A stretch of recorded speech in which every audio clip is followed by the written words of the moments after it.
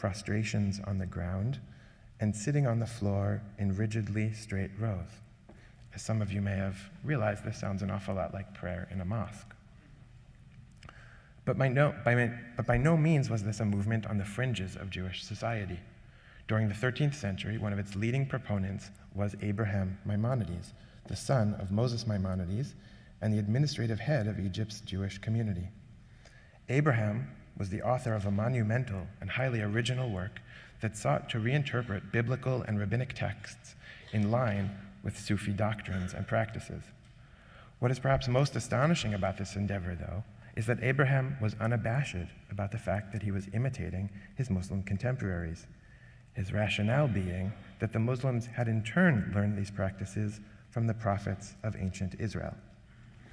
"You are aware," he writes, "that the customs of the ancient saints of Israel are barely found among the Jews of our day, but have become the practices of the Sufis of Islam.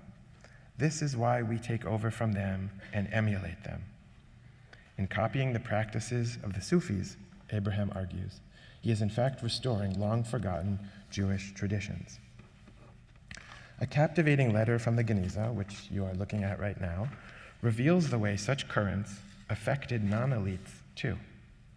It was written by a Jewish woman whose husband, the bell-maker Basir, had become an admirer of the Islamic Sufi master al-Qurani and had taken to living with him and a group of his followers in the desert outside of town. The letter is addressed to David ben Yehoshua, the head of Egypt's Jewish community, and it beseeches him to intercede in the matter and bring Basir back to his responsibilities as a parent and a Jew. Rather than summarizing its contents, I'll let the young woman speak for herself. She writes, "The maidservant, the wife of Basir the bellmaker, informs our master that she has around her neck 3 children, because her husband is infatuated with life on the mountain with Al-Qurani, a place where there is no Torah. He goes up the mountain and mingles with the mendicants. The maidservant is afraid there may be there some bad man who may induce her husband to forsake the Jewish faith. The maidservant almost perishes because of her solitude and her search after food for the little ones. It is her wish that her master go after her husband and take the matter up with him. The only thing which the maidservant wants is that her husband cease to go up the mountain.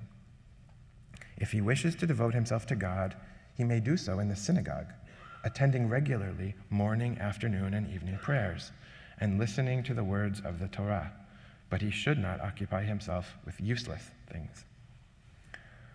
Once again, we see that Jews and Muslims could find themselves occupying not merely the same marketplace or public arena, but the very same religious space as well. In conclusion, what I have tried to call your attention to today is the way the documents from the Cairo Geniza significantly complicate our picture of religious communal interaction in the medieval Islamic East. Historians at one time took Islamic law codes that advocated the separation of Muslim and non-Muslim at face value, assuming that they accurately reflected what transpired in reality. The Geniza materials reveal that such sources need to be used with much greater caution. While jurists and religious scholars may have aspired to keep things separated, reality, as we have seen, rarely was in full compliance. Thank you for your attention.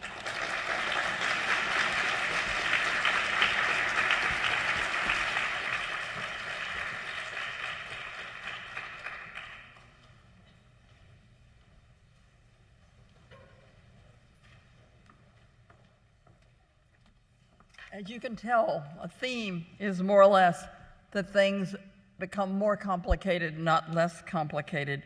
And 2 of our speakers are from Berlin, where the studies of this world began in many ways. So first, we will hear from Gabriel Mitke, who is the curator in the Byzantine collection in Berlin at the Bode Museum, whom I've known for many years, and who has long worked at sites in modern Turkey, in the heartland of Byzantium. And she is going to look at images in the heartland and images in the southern periphery of the Byzantine Empire, although she assures me she has reduced that to a far more specific topic. So please welcome Gabrielle.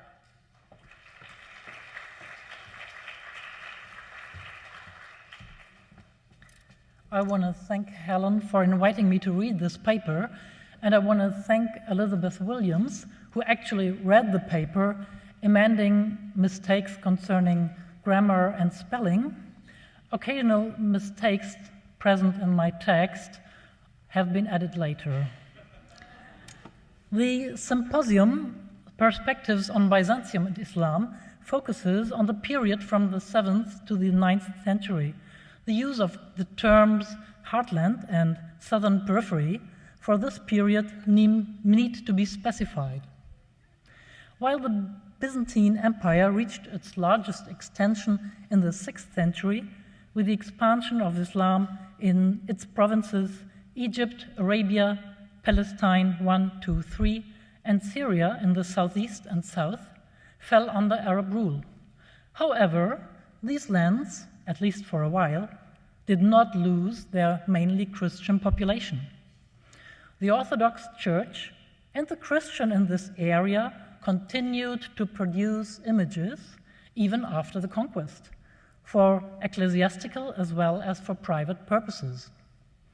There is plenty of evidence that Christian artisans also worked for the new Muslim rulers.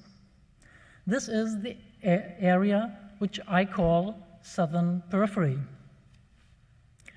Although Arab forces attacked the coastal regions of Asia Minor on an almost regular basis, and from 674 to 678, and again in 717, even besieged Constantinople itself, the Byzantine capital and most of Asia Minor never fell permanently under Arab rule. This is the heartland, without interruption, under control of the Byzantine emperor and within the authority of the Orthodox Church. In classical antiquity, the erection and maintenance of public buildings, municipal functions, and public entertainment, like circus games, often were funded by wealthy citizens who in reward gained political power and often were granted permission by the municipality to publicly set up their effigy in the form of a painted image, a bust, or a statue. The public display of munificence served to increase the donor's prestige in the eyes of his fellow citizens and to foster the competition with other wealthy and politically ambitious men. Here are two examples. Even women could do that. In the early Byzantine period, honorary statues for single men and women were still a more and more or less common practice until the 6th century. The sources, inscriptions, laws, make clear that there was a hierarchy of material used to make statues. While bronze was reserved for the imperial sphere, marble still was more precious than a painted portrait. In the tradition of this civil munificence, Byzantine churches and their decoration were often funded by donors.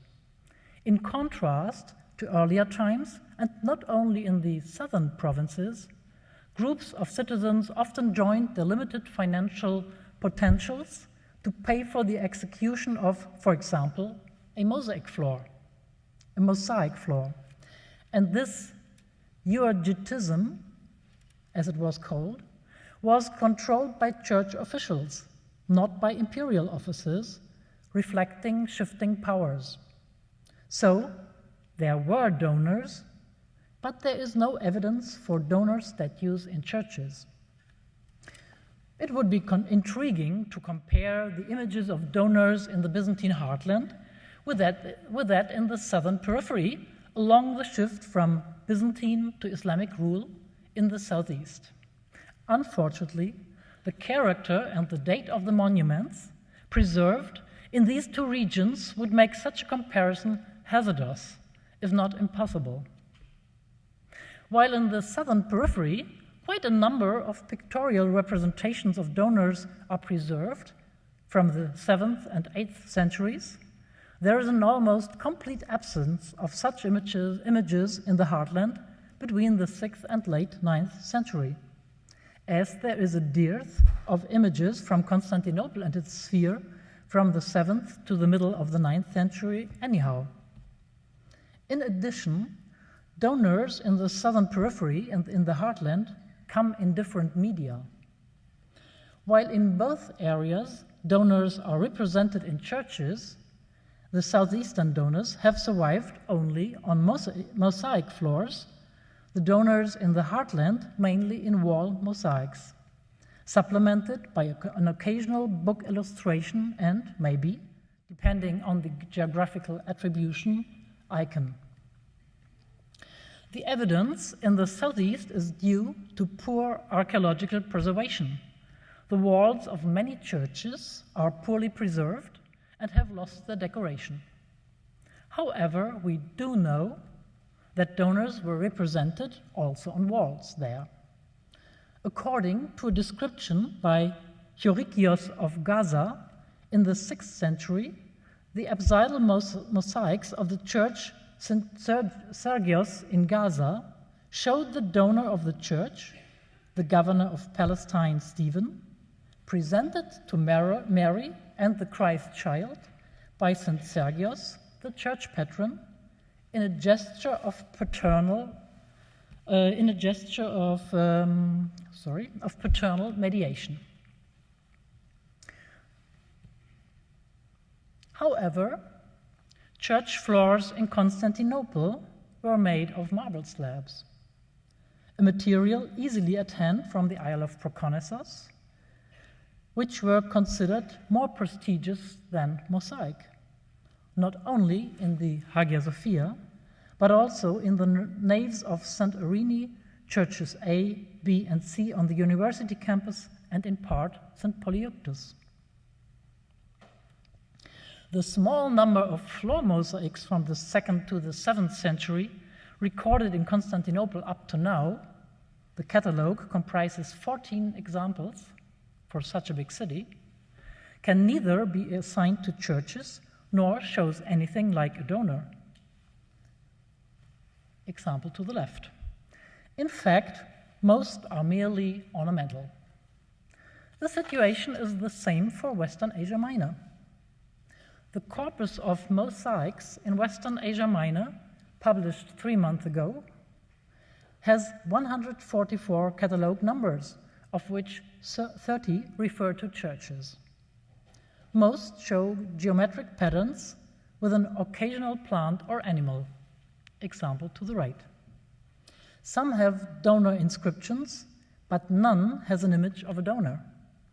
According to this admittedly restricted evidence, donors on floors do not seem to have been an issue in the heartland.